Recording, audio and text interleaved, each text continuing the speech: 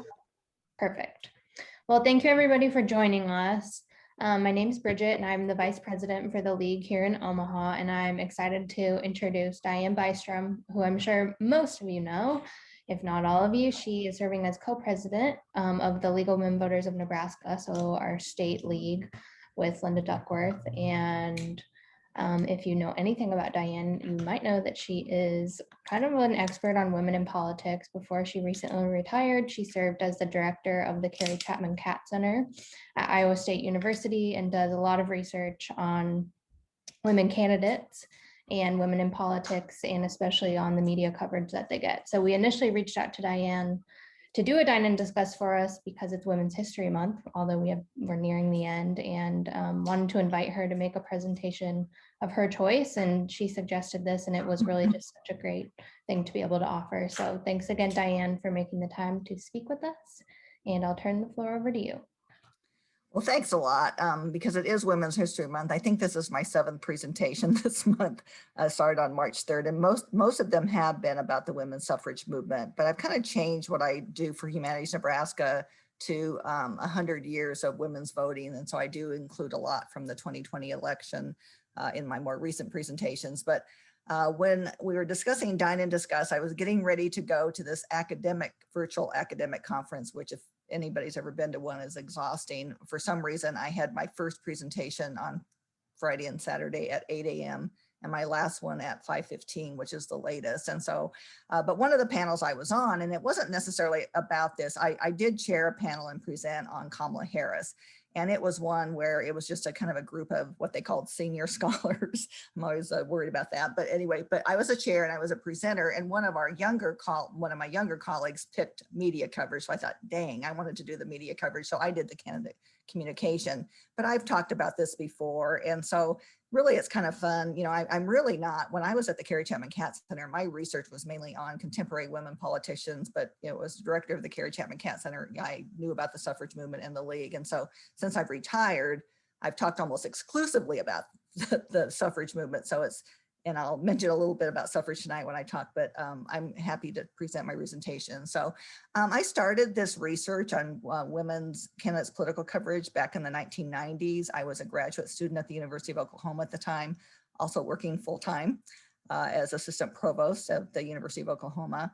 And I had been a newspaper reporter. I had started out my career as a newspaper reporter in Nebraska after getting my bachelor's degree at Kearney State, which is now the University of Nebraska at Kearney. So I was interested, so always kind of been a political junkie, so decided, and at the time there wasn't very much research. So my dissertation in 1995 at the University of Oklahoma was on the television ads of women Senate candidates and their media coverage. And so I'm actually doing another study of the 2020 Senate campaigns on that same dynamic, media coverage and ads. And not many studies do that. And the reason I'm interested in that is that to see what a candidate says in their communication and see if it's if that same agenda is adopted by the media. So that's been kind of the focus of my research. And so I'm still doing it. So I'm involved with a study right now on the 2020 Senate ads that include a women candidate.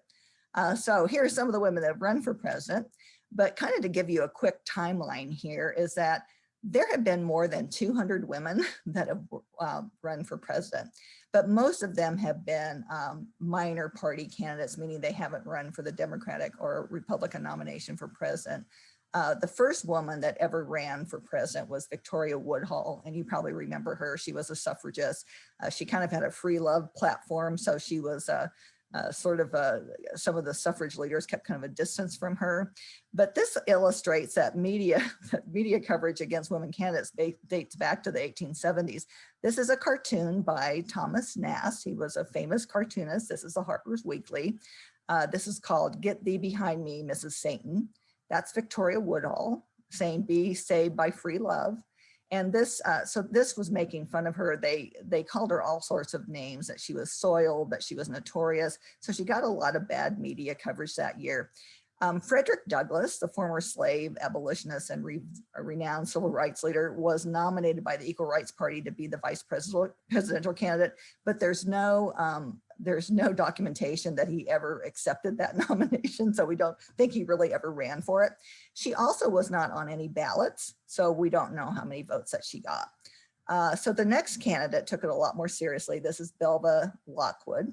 She was an attorney. She was the first woman that was certified to practice before the US Supreme Court.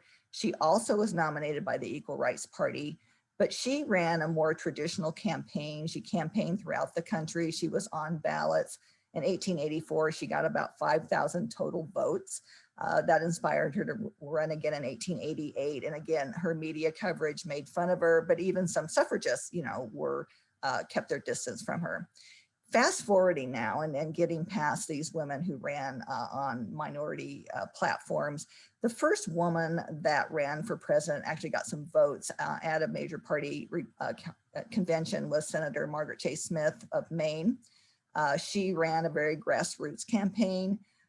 She did get 27 votes on her name was put into nomination, the first woman nominated at a major political party convention. Her name was placed in nomination. She got 27 votes at the convention, and with that going to Barry Goldwater that year. In 1972, we have two women running for president, and both are women of color. We have Patsy Mink of Hawaii. She was the first woman of color elected to the US Congress. And then Shirley Chisholm was African-American from New York and the first African-American woman in the US Congress. They both ran for president that year.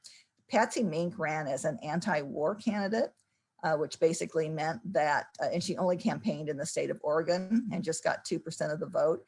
Chisholm ran more of a national campaign, and at the 1972 Democratic National Convention, she did get 152 votes. Both Margaret Chase Smith and Shirley Chisholm, we don't have a lot of evidence about their media coverage from research. We do know from some books that were written about candidates just in general is that they did get positive coverage primarily because they were a novelty as the first women. Then jumping up to 1988, we have Patricia Schroeder. She was a US representative from Colorado. She threw her name in to mix, but she dropped out and again, did not get very much media coverage that we could study. So this kind of just tells you where we were at when I first started doing my research. There wasn't very much research. And of course, that's what you do for a doctoral dissertation. You pick something you're passionate about that no one else has been studying. So the first studies were really out of political science. I was in communication, and they did look at women running for governor in the US Senate in the 1980s and 1990s. And so what they found in those earlier studies that these women candidates received much less coverage than men in terms of the quantity of their coverage, and especially less coverage on issue positions. The reason that's important, and we see that actually today, is that voters tend to read newspaper and media for candidates' positions on the issues. That's what we're concerned about, right? That's what we want to hear about. So women receive much less issue coverage than men do. So that means that it kind of creates this vacuum for voters by which to choose those, to assess those women candidates. Women also receive more negative assessments of their viability. This just means that most newspapers would even say they had no chance of winning. And so again, that's something that is negative with voters, but also with funding, is that you don't want to put your money behind someone who's not going to win.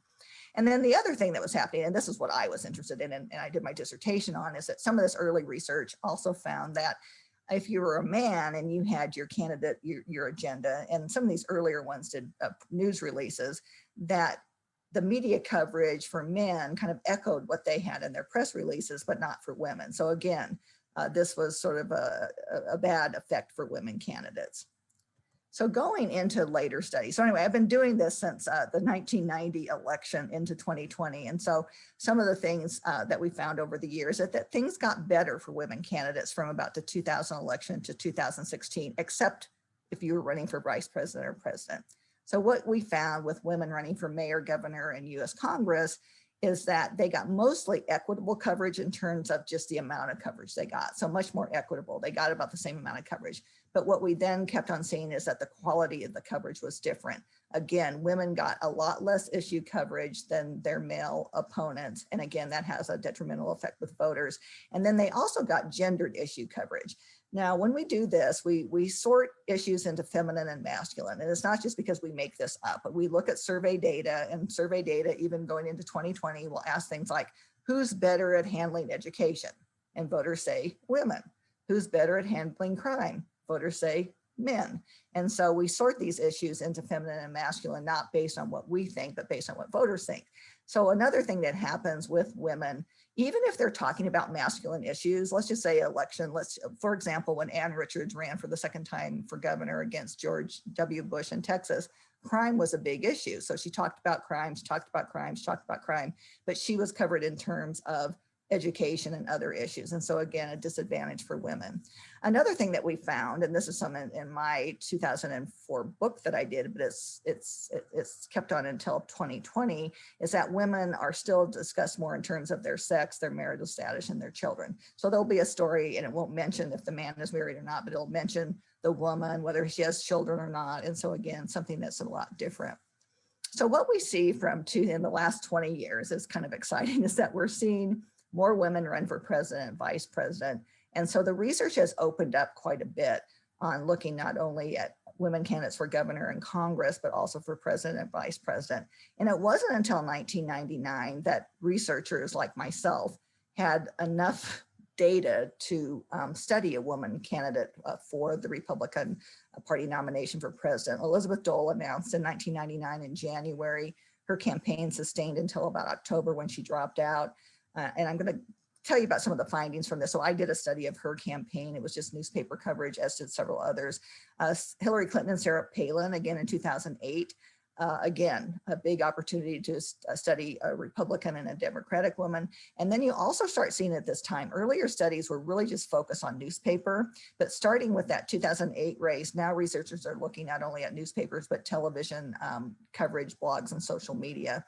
I think I was the only person who studied Michelle Bachmann in 2012. She actually won some early stuff in Iowa. We were looking at her television coverage, and she was a Republican from Minnesota representative, and she ran for the Republican nomination in 2012. Hillary Clinton, numerous studies on Hillary Clinton in 2016 when she was the first woman to receive a major party nomination for president. And those studies looked at newspapers, television, and social media.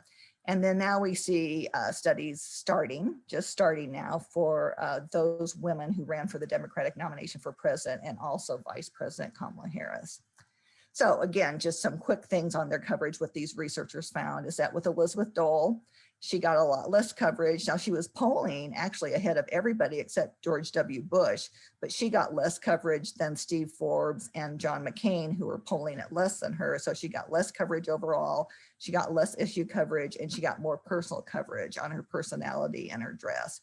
Carol Moseley Braun ran for the Democratic nomination for president in 2004. She dropped out. I mean, her presence was really felt, I think, on the debate stage. She was in several primary debates and really was a great participant in those debates, but she dropped out before the Iowa caucuses and really didn't get any media coverage. Then you have 2008 with Hillary Rodham Clinton. She got way more coverage than anybody running for president that year, including Barack Obama, but it was significantly more negative. It more focused on her campaign strategy and her image. It also focused on the scandals, particularly involving her husband, Bill Clinton, when he was president. And so it really focused on image, where Barack Obama's focused on his issues. She was also attacked for her lack of femininity. And I did a study on Hillary Clinton that year, primarily of newspaper coverage in Iowa and New Hampshire. Then again, I did Michelle Bachmann, the only one that I know of so far that did Michelle Bachmann in 2012. We looked at television coverage. I did this with a colleague of mine at Iowa State. And what we found there is that she got a lot less coverage than her male opponents. It was Romney who won the nomination that year, but it was really similar in terms of quality of coverage. Her negative coverage was actually less than Romney's. And we theorized that she really wasn't, by the time we studied her, which was, it's a traditional time to study people from Labor Day, and she was in the Iowa caucus. She dropped out right after that. But we studied her in that time frame, and we think she got more positive coverage on TV because no one really took her as a serious threat. So we have 2016, another big year for women, because we have Carly Fiorina and Hillary Clinton seeking their party's nomination for president. So this is the first time that we had a woman seeking the Democratic and Republican nomination for president. Very little research on Carly Fiorina. There is evidence that she received more negative coverage than her male opponents, and they also talked about her personality and her physical appearance. she was actually, Trump once, said to her, look at that face, it was kind of, and she was kind of ridiculed for her appearance in any way, any very negative coverage. Clinton, numerous studies. I can't even tell you how many, probably, I don't know, maybe hundreds of studies. And they all showed gender media coverage. She got the most negative coverage as compared to all other contenders. And in that year, researchers were looking at the pre-primary period. That would have been the fall of 2015. The primary period would have been basically the spring of 2016. During that time, her chief opponent was Bernie Sanders on the Democratic side, and Trump was winning the Republican side at that stage. And Clinton's coverage overall was negative coverage was 53%. Sanders was just 46%. He got the most positive coverage overall. And even Trump got less negative coverage than Clinton at 51%. So this is an interesting thing. I don't know how many of you work with word clouds. It's a popular thing to do in higher education these days. And so basically what it is, this is word clouds that were done by Gallup, the polling organization, from July through September of 2016. And they were doing a tracking poll. So they polled respondents every week. And so one of the things they asked them is, name a couple words that you associate either with a candidate Clinton or candidate Trump. And so the way that word clouds work is that the more responses makes the cloud bigger. So if you look at Trump, you can see that immigration was pretty loud, pretty big, president, speech, Mexico. And if you look at Clinton, you'll see right away it was dominated by her emails. And so that's how many people, that's what they remembered about Hillary Clinton. They also remembered that she lied, she had health issues, she had a lot of scandals. And one of the scandals had to do with her foundation, the Clinton Foundation. Another thing that was happening at the time, I'm going to talk a little bit more about it, but we started seeing what these kind of double binds, these traps were for women, because political pundits and the media were saying Hillary Clinton was way too ambitious. So they would criticize her for being ambitious. And at the same time, they would write glowing articles about Trump and Bernie Sanders for their ambition. So she was bad because she was ambitious, but they were great because they were ambitious. They also talked a lot that she wasn't authentic. For example, she carried hot sauce in her purse, and then people said that that wasn't authentic. And so she was criticized for not being an authentic candidate, and she was criticized for just not being likable. And so she would get a lot of advice. There were political pundits that said she was shrill, that she needed to quit shouting. But of course, Bernie Sanders shouted all the time and wasn't criticized for it. There was this whole thing about her smiling. Joe Scarborough on MSNBC criticized her after the Super Tuesday because she wasn't smiling, and he said she needs to smile more. And then during a presidential debate, she was smiling a lot. So David from The Atlantic said, quit smiling so much, you look ridiculous. And so it's like, no one could figure out how much she should smile. And then finally, what the researchers concluded about the 2016 campaign is that the media fell into this trap that we call false equivalency. And that's basically you take two unequal things and the media tries to be neutral. So they take these two unequal things and they try to make them equal. So they were trying to give equal coverage to Trump, who had no political experience, who said a number of outrageous things, with Clinton, who had this long history of political participation, political service, and a political record. And so they tried to treat them equally. So what voters were left with is that both these people are equally bad. They're both bad. And so we're just voting for the lesser of two evils. Oops. Okay, I don't know why this is not going down, so. Okay, so that brings us to 2019, 2020. Exciting. We had a record number of women seeking the Democratic nomination for president, 6. And so if you look from the back there going on my left to right, you have US Senator Kirsten Gillibrand of New York, US Senator Kamala Harris of California, US Senator Amy Klobuchar of Minnesota, US Senator Elizabeth Warren of Massachusetts. With the kind of going then clockwise around, you have Tulsi Gabbard. She is a U.S. representative from Hawaii, and Marianne Williamson is a author and spiritual advisor. So we have 6 women running. So that makes us think like, hey, so are they going to get sexist coverage or not? Well, early on, we thought that they were. And so this is Margaret Sullivan. She's a media columnist for the Washington Post, and she wrote a column on February 17th of 2019. And there were several candidates had announced by that time. So it says, how sexist will the media's treatment be of women candidates? Rule out. Not at all. And so these are just direct quotes from her column, but she noted that Kamala Harris had already received coverage that she had about her love life, and including not only her husband, Doug Emhoff, who she married in 2014, but also that she dated, I can't think of his last name, Willie, I'll think of it later. Willie Brown, he was he was 20 years her senior, and they did date when both of them were not married. Then Kirsten Gillibrand was mocked because she apparently didn't know how to eat fried chicken. So the media mocked her for that and called her not authentic because she didn't know how to eat fried chicken. Elizabeth Warren, of course, she was in trouble at the beginning because people felt like she had identified as a Native American. She grew up in Oklahoma. I can tell you from someone who lived there, many people in Oklahoma think that they have Native American ancestry because it was quite common. But anyway, she was criticized for that. So then what Sullivan says is that, yes, we're a sexist society, and the media reflect that. And that society and journalism conspire, and they create these unfair standards for women. Men get to be flawed, human, and complex, and where women are auditioned only for pedestal, sainthood, and absolute purity. And she concluded that no one was a saint that year. So this gets into, again, the three binds that I mentioned earlier, and they're in order. What research is focused on is basically likability, ambition, and authenticity. And these are all traps for women. And so likability, there's been a number of studies that show that likability is necessary for female candidates, but not for men. So men don't have to be likable, but women must be likable. And just early on in this campaign is that one of the first stories on Kirsten Gillibrand said to her, it was in the story, a lot of people think you're pretty likable. Do you consider that a selling point? There was a January 1st article in Politico that asked Senator Warren how she could avoid the Clinton redo, written off as too unlikable even before her campaign gets off the ground. And so that actually got a lot of attention. I think the title of the article also had the word likable in it. Now, one of the catch-22s is that one thing that makes women unlikable is ambition. And again, ambition is hard to avoid if you want to be president of the United States.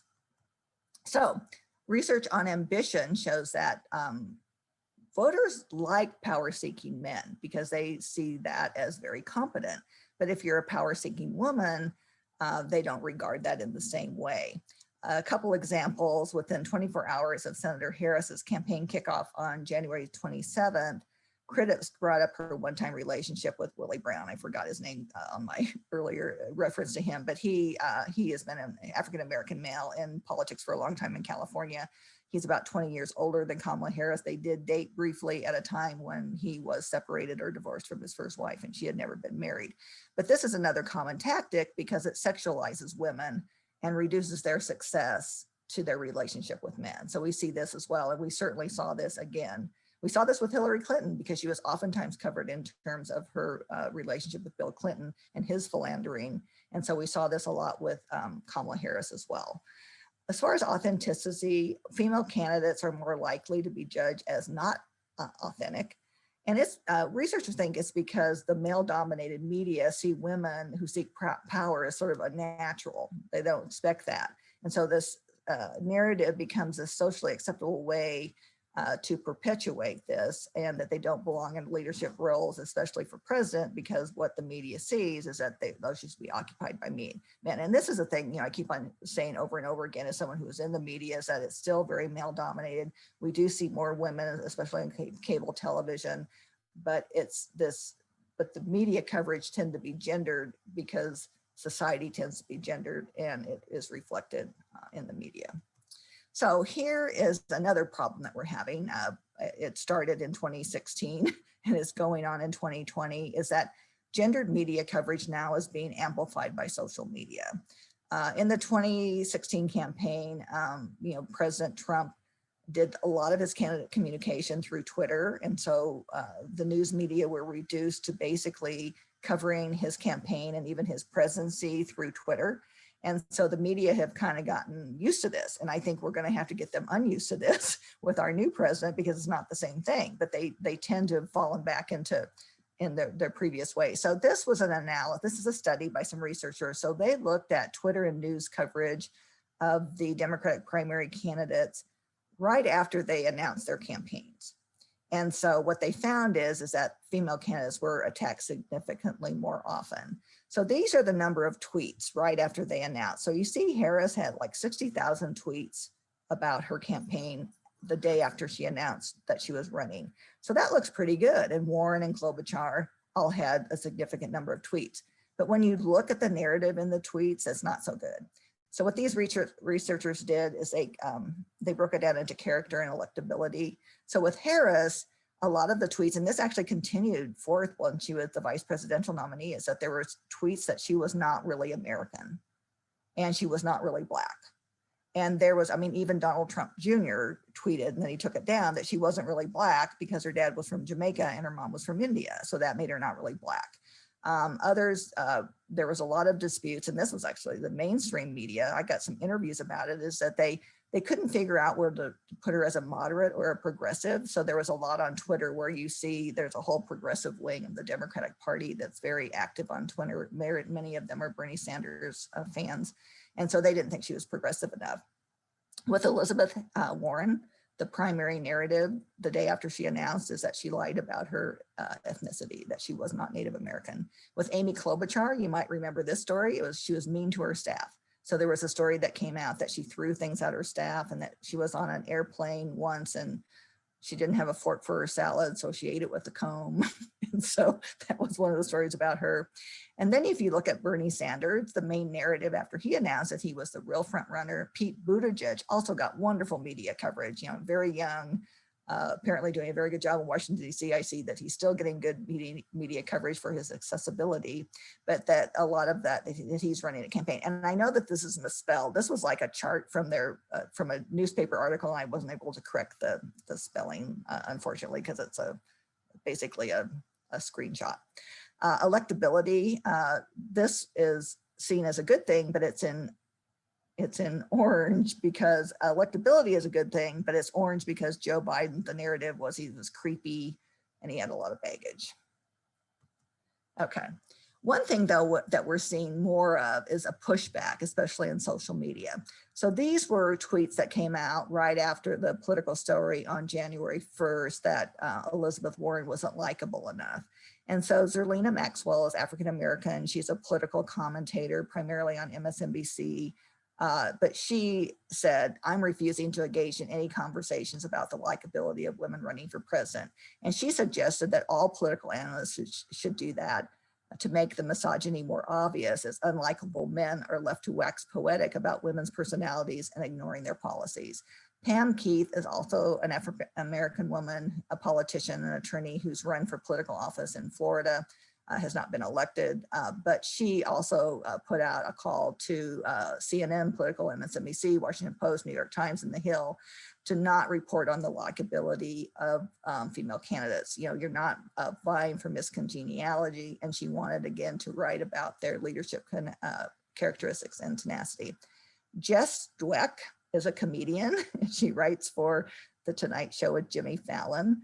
I think hers is funny because it talks about, I love that exciting moment at the gender reveal party when you find out if the baby is a boy or if it'll be unlikable, meaning that it's a girl. Anyway, so Nick Confessori, he's a reporter for the New York Times. He did write, one of the men that wrote, that unlikable is a particularly gendered adjective. It's strange, and it doesn't think that reporters should be applying it at all to candidates. Okay, so getting down to the media coverage of female vice presidential candidates, we have had 3 women actually on the ticket of a major political party, and we do have some evidence about how they were covered. So Geraldine Ferraro, Democrat, she was a US representative from the state of New York.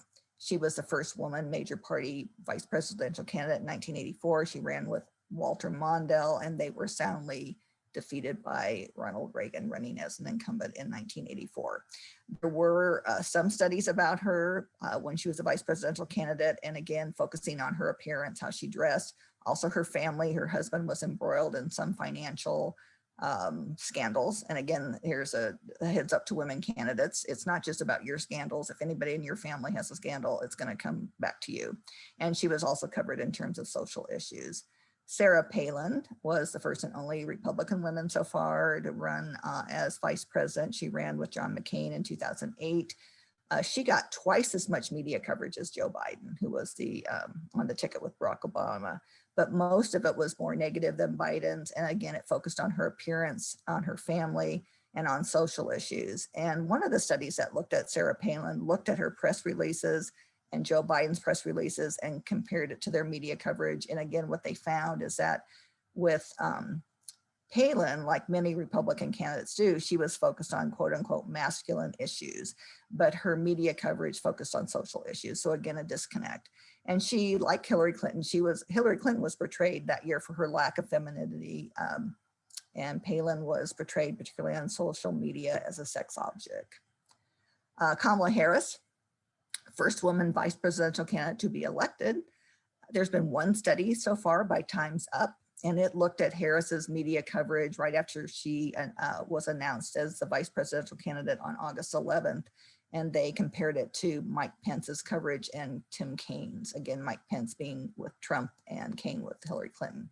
And what they found is 25% of Harris's media coverage included racist and sexist stereotyping, including angry Black women.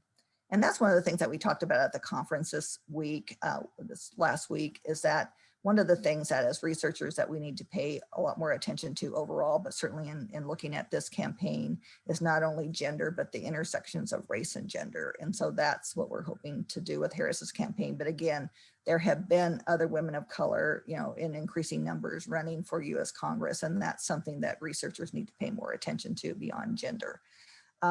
They found that the adjectives to describe Harris were more negative than the ones to describe Pence and Kaine in 2016.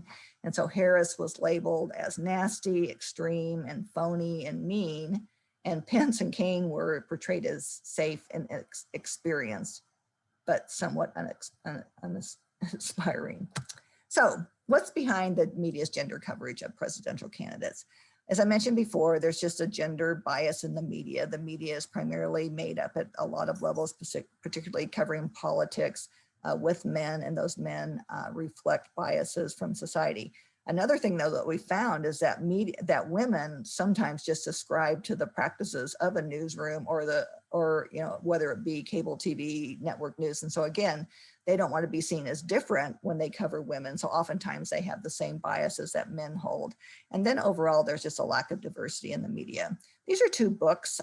One is one that was published in 2008 by Erica Falk. It talks about media coverage, bias in 9 campaigns. And those are those earlier campaigns that include Elizabeth Dole, Carol Moseley Braun, and some of those earlier candidates. This is a book that I am writing my 5th. I'm in the 5th edition. This is the 4th edition. So this is gender and elections. I'm the only communication person in this book. The rest are political sciences. But I write the chapter on campaign communication and media coverage. And my revised chapter for this book, 5th edition, we do this every 4 years. So what, that's 20 years, is due April 1st. I'm almost done with it. There is a lot of advice to the media. So some of the things that have come up is that network and cable news need to do a better job. And so when you've got a panel on cable news or network news, for example, you should have an equal representation of men and women. Also, there's calls for recruiting, advancing, and promoting more people of color in the newsrooms and on senior producer ranks. Here's an interesting one. They called on newspapers to ensure that at least 50% of their op-eds published were written by women. And then just overall for the media to pay more attention to the ways that they could be shortchanging women and to be more conscious of criticisms of the double standard. And I do think that the media is becoming more aware of that as people push back on some of their coverage. I wanted to end with sort of just a wrap up of status of women in American politics today. These are all records. So there's a good news and bad news. These are all record representation. But as you'll see, women comprise 51% of the US population, and it's nowhere near 50% in representation. So we currently have 141 women in Congress. That's a little over 26%. 24 women in the Senate, including Deb Fisher of Nebraska, 117 in the House.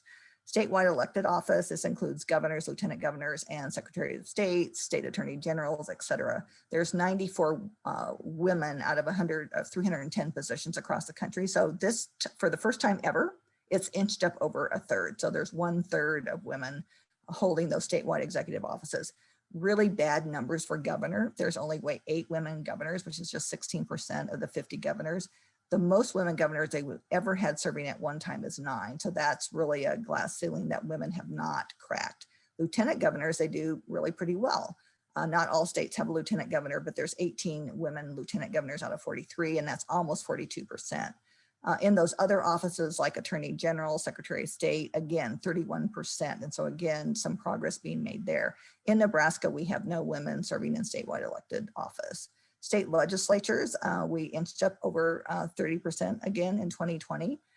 Nebraska is behind the other states. There's 13 women of 49 state senators, which is 26.5%. And that ranks us 35th among the 50 states. So some work to be done there.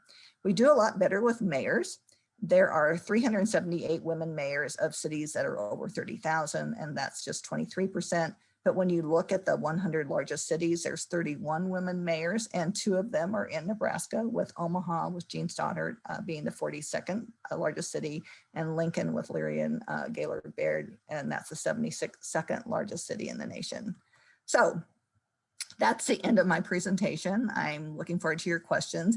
But another thing I wanted to put here is that one thing that we could do, I think is certainly members of the league that follow politics and are, I think we realize the gender balances that the gender imbalance that can be made with women candidates. And what we see in Omaha right now with these elections coming up, we have, I think, a woman running in every city council race for Omaha City Council. We have several women running for mayor, not only Jean Stoddard to be reelected, but women of color on the other side of the ticket, the Democratic side.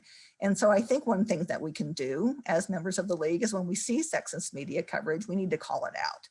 And we could call it out on social media, but also letters to the editor. So that's my presentation, and I hope there's time for a few questions. It's about 6:45, so I think there is. Thanks so much, Diane. There's definitely time for questions. I mean, and I'm happy to moderate some of the questions if any of you want to drop questions into the chat, but you can also just feel free to speak up and ask your question if you have one. I would just like to make a comment. Recently, when the mayor's husband died, there was a print in the printed paper. There was an article about her husband, Dr. Stothert, and it said, "Dr. Stothert let his wife shine." And it's like, you would never hear that if it was reversed, that Dr. Female let Mr. Mayor's light shine. That just galled me, and I did write to the World Herald about that. Well, good for you. And I noticed that as well. And I had the same reaction, is that, he sounds like he was a great guy and a great doctor, but, again, allowing your wife to shine is a very gendered statement at the very least, that really kind of seeks permission by your spouse to let you shine. And so I had the same reaction to that. And thank you, Mariana, for writing the World Herald about that. Other questions?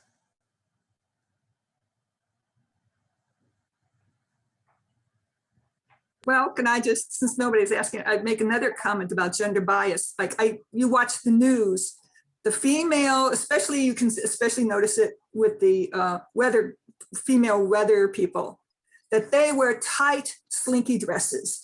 The men on the news do not wear sexy clothes. They wear businessy clothes, and women apparently have to wear this uniform of tight, stretched dresses. And that just galls me. Yeah, I actually, when I was at Iowa State University, I did quite a few media interviews on television, and I had a reporter, and she was older than some of the younger reporters. She certainly was not old. And she complained to me one time that she was going to get out of the business because she was expected to wear these slinky dresses, and she was really opposed to that. I don't really know what's going on at KCCI in in Des Moines. But recently their meteorologist posted something on her thing saying that they get all these comments also from viewers. And so her comment was, please don't send me on any more negative tweets. I'm trying to dress conservatively and appropriately. And please don't send me any more tweets about, how I dress and criticizing me. And I'm not really sure what's up with that because I don't watch that station anymore, but it sounds like she's someone who's trying not to be, she's trying to dress conservatively. And now people are criticizing her for that because she's not wearing. But yes, you do notice that. And I do think that there is a expectation of television stations for them to dress that way. There was another thing that happened about a year ago. I think it came out of actually Great Britain, but this guy, and he did this purposely, he wore the same suit for like 300 and some days. He was like a co-anchor, and his female co-anchor wore different clothes every day, and not anyone criticized his. He wore the same suit. So it was like a blue jacket, same color tie, same color shirt, and he wore it for days. And then at the end of doing this for like hundreds of days, he announced that no one had sent him anything criticizing what he was wearing and for wearing the same thing every day. And he kind of did it as an experiment. So I think Mary Lee had a question in the chat box. Bridget, you want to see what that was, or if there's any other questions there? Sure, yeah, it sounds like, and Mary Lee, help me clarify, but she says, have you ever considered looking at local resources for a paper? And I think she's talking about noise. I don't know whether you mean kind of like a paper to point out local races or biases in local races, but I kind of had a similar question, I guess, about just like keeping tabs on media bias and local racism, whether that's even a story. Obviously we're all reacting to some of the things. Yeah, no, I think it is. Here's the hard thing. And again, this is a part of my research, and I will tell you this as well, is that the media generally doesn't like to run stories criticizing themselves. So they don't want to run a story saying that we're biased. And so that's kind of a tough thing. And so I've actually done interviews with a number of reporters pointing out bias, and then that never even gets in the news story. And again, I'm saying this as a former newspaper reporter, and maybe I did the same thing. And so, when you're interviewed by a reporter a lot, they have their own narrative going into it, and they're just trying to fit your quotes into a narrative. And I remember one time I was interviewed by, I can't think of her last name now. She's with Bloomberg, Jennifer. A lot of the people that were with the Des Moines media are in national media today, like Jeff Zeleny. He's actually a good reporter. Jennifer Jacobs. And she was with the Des Moines Register, and now she's with Bloomberg or something, and she covers the White House. And she would just have this narrative, and like she was really, like her first story was like, well, people in Iowa hate Hillary Clinton. What does she need to do? So I'd say, I don't think people in Iowa hate Hillary Clinton. And so, you go against this narrative and you wouldn't ever get quoted. Back to the local stuff. There have been very, very few studies of local races. I did one of the only ones. We did mayors one year. I did it with a graduate student who was interested in that. And it's just really hard to do coverage of mayor races, but we did look at mayor races in the top cities that year. I can't even remember what year it was. It might've been 2010. And so, but I do think that it doesn't take a study, to see gender bias. You don't have to document it with a study. You can see that. I think, I've been trying to read all the Omaha world. I don't live in Omaha, so I'm not going to be able to vote in your upcoming city elections, but I've been reading all the stories in the World Herald about the candidates, primarily to see media bias. And there's been some, where they describe men and women differently. But I think that is an excellent idea, and certainly one that I wish more college students were interested in, because it would be a fairly easy study to do as far as looking at local media coverage. And Mary Lee, I don't even know if that comes close to answering your question. If you want to clarify it more, I'd be happy to try to answer it. I think that's what she meant.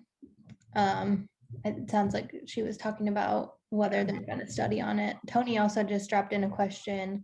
Should we actually be using this research to inform campaigns for those who might consider running in the future? Has the research been used for campaign schools, etc.? It seems, quote, unauthentic to run on these antiquated gender roles just to get in the seat or space. Yes, we do that with so I think a lot of you know that I ran Ready to Run Iowa for 10 years when I was at Iowa State as part of a national program out of the Center for American Women in Politics at Rutgers. There was a while where Nebraska had Ready to Run Nebraska. It was run by the Women's Fund of Omaha. But those campaign schools, there's over 20 of them now. And so they have a big they spend at least one whole session on dealing with the media. And it is really always kind of tricky because you want to have women be authentic and be themselves. And so a lot of times it's like, how do you walk this tightrope between expectations of, I mean, the double bind, basically, to put it in a nutshell, is that there's expectations on how to be a good woman. And a good woman is likable. A good woman is collaborative, cooperative, smiles a lot, and is likable. But a good leader is strong and aggressive and ambitious. And so that's what women are trying to transverse. So there's been some, so I also do political advertising studies. And so what we find in political ads is that women are adopting these masculine images in their ads. I mean, they're tough, they're fighters, and so, so we see them adopting these masculine images primarily because they think that's how they need to get elected, especially when they're running against another man. And so, Tony, I do think it is tough for women candidates. Another thing that's really tough, and we did this with our campaign schools, but this tough thing to do is that we did have something on how you should dress for the camera. Now it's tough because, there were people at our campaign school that they didn't think they had, I mean, and so we really kind of tiptoed around it because there are these gendered expectations, but on the other hand, you want people to be authentic. And so, we were trying to give advice to women that, no, you don't need to wear a slinky dress. You don't need to do this. You don't need to do that, but you need to dress in a way. In fact, there was a woman that ran that had purple hair and she dressed very nice, but I mean, but she was herself. And, she wasn't successful in her campaign, but, she was assured by the person who ran that session is that, that's part of her authenticity. And she did have a presentable image. It wasn't the same cookie cutter image, but you see, one of the things we've been doing is we also look at candidate dress and their ads. And when I did my presentation on Kamala Harris on Saturday, I was looking at her dress and I went back to her Senate ads and all the way through. Well, she has she has a uniform when she is in ads. It's a blue suit, a white blouse, white or black pearls. And, that's what she wears and she's comfortable. But then when she's sort of when she's campaigning and not so much her ads, that's when she's dressed more casually. That's when she had her Converse on. I mean, and so, and we did see, we're just crunching our data from 2020 Senate races, but what we're seeing right now is that women are dressing much more casually in their ads in 2020, and that started in 2018. So that's part of that authenticity, that they're being accepted for dressing more casually. Another thing we've seen, and I don't know if it's going to be significant this time, it wasn't significant in 2016, but we're hearing women talk about motherhood as a strength.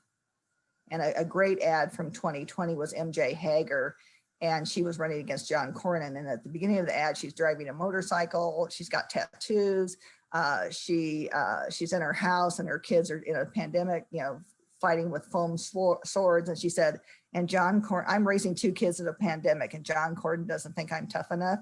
And so what we're seeing is women in 2018 and 2020 using motherhood as an advantage of their strength.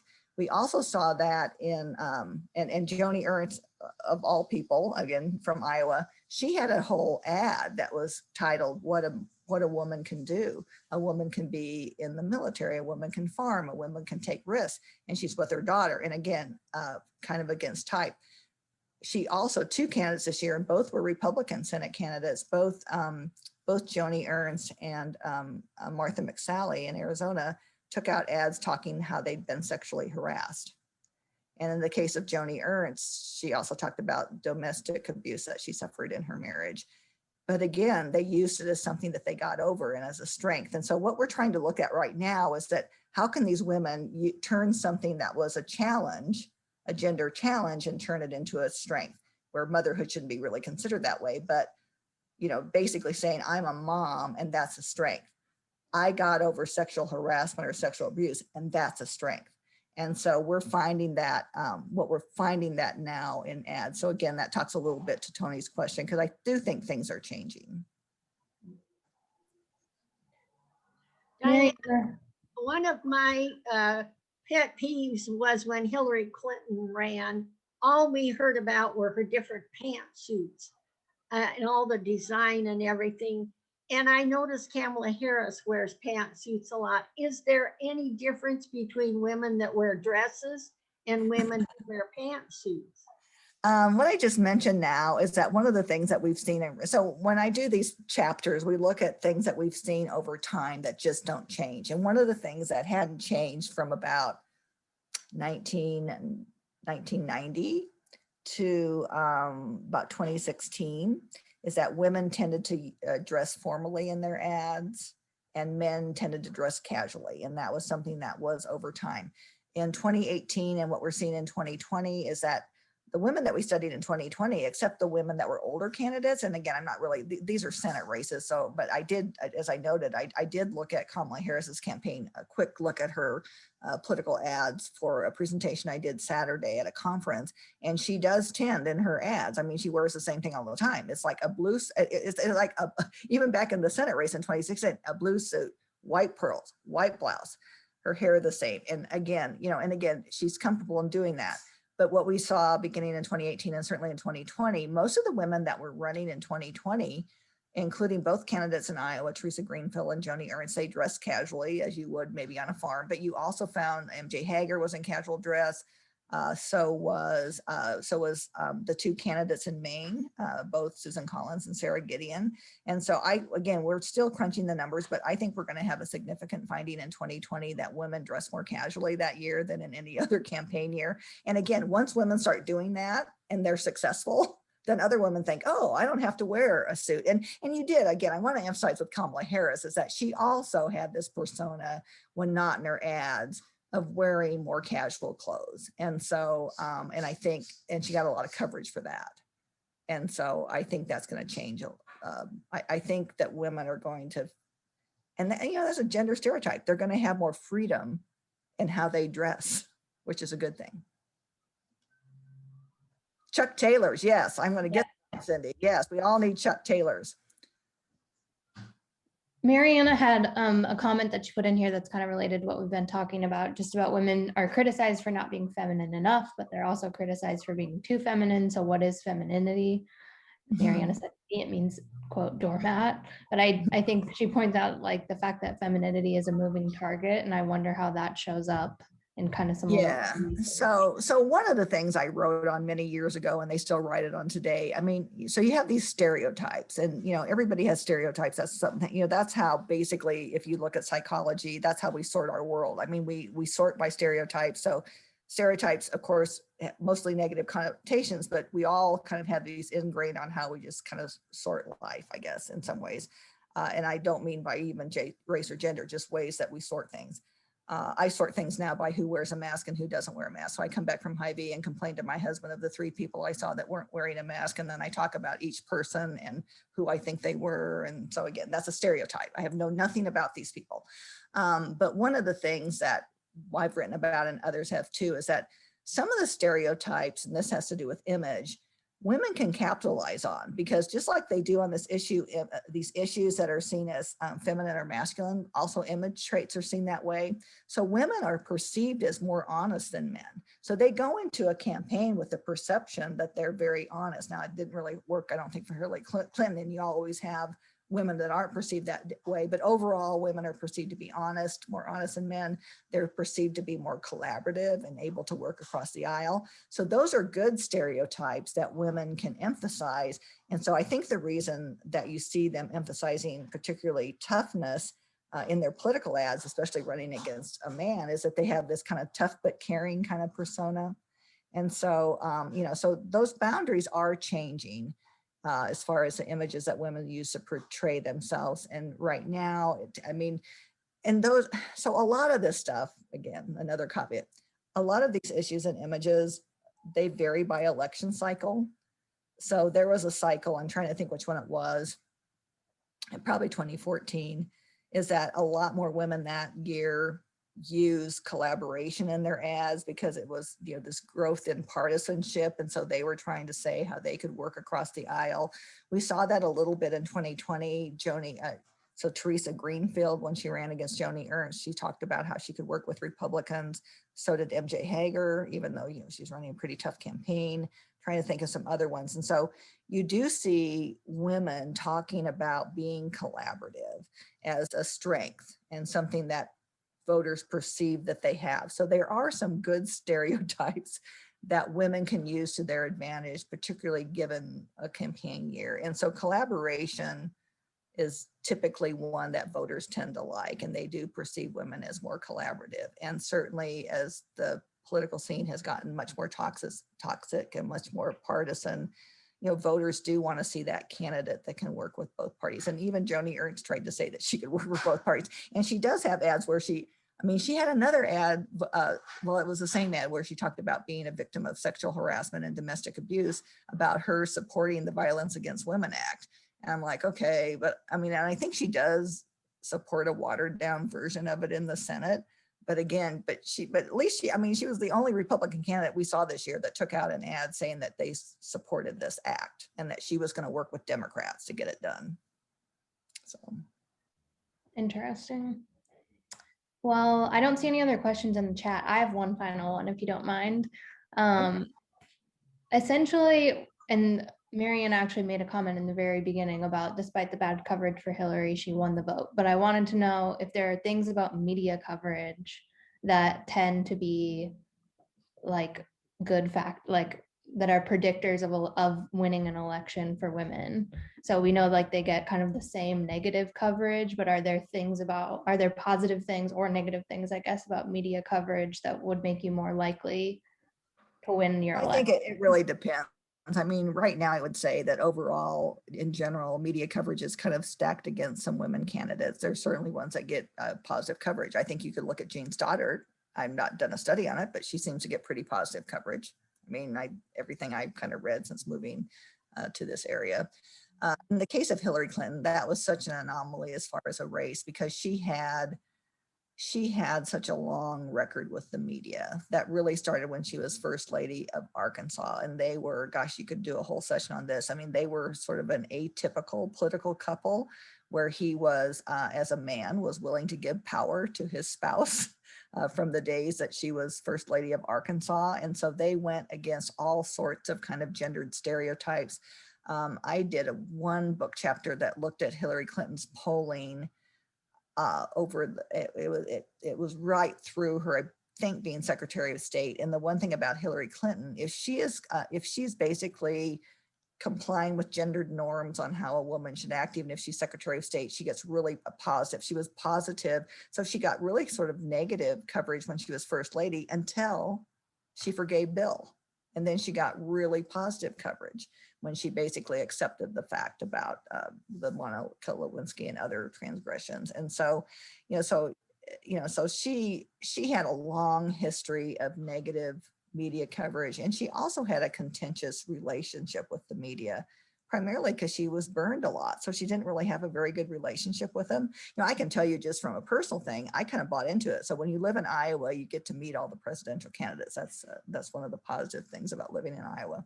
And the year that 2008, probably was the fall of 2007. Actually, Hillary Clinton was a speaker for the Cat Center in the fall of 2007. But both Clinton and Obama came to Iowa State and spoke. And I was the host. I was the university representative for some odd reason. I don't know how it goes from the president of the university down to the director of the Cat Center, but it did. So I was a university representative to greet Barack Obama. And then also I went to a couple Hillary Clinton, well, we hosted Hillary Clinton as a speaker. And so I got to meet both of them personally. And I went into this whole narrative. Everything I've read about Hillary Clinton is that she was cold and icy and not very friendly. And, President Obama was so great. And I will tell you, in meeting them in person, it was exactly the opposite. Hillary Clinton was so warm, looked you in the face, knew something about you. I know it was up to her staff, could say, now you direct us. She was one of the warmest, nicest people I've ever met. And Barack Obama, I think he was a great guy, but he was aloof. He was, again, he's, cerebral, but I was just, the media image I had of both of them when I met them in person was totally different than what I'd read about them. Interesting. Well, thank you so much for joining us, Diane. I don't think anybody has any other questions, but Okay.